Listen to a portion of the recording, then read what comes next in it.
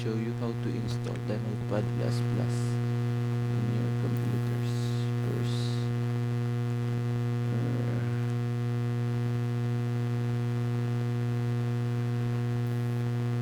Notepad++ installer of Notepad++. Open yes. Select language English. Okay. Next. Agreement. I agree.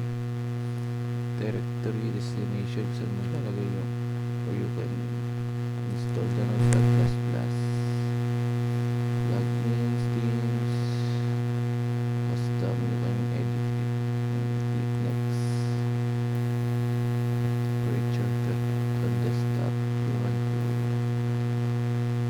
see it in your desktop, then install. Installing it.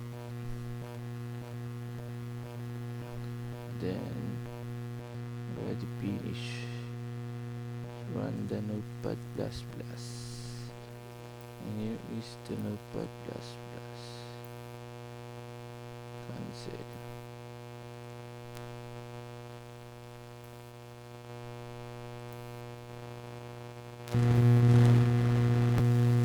Here is the Notepad++. First and last. The next tutorial will show you the basic function of Notepad++.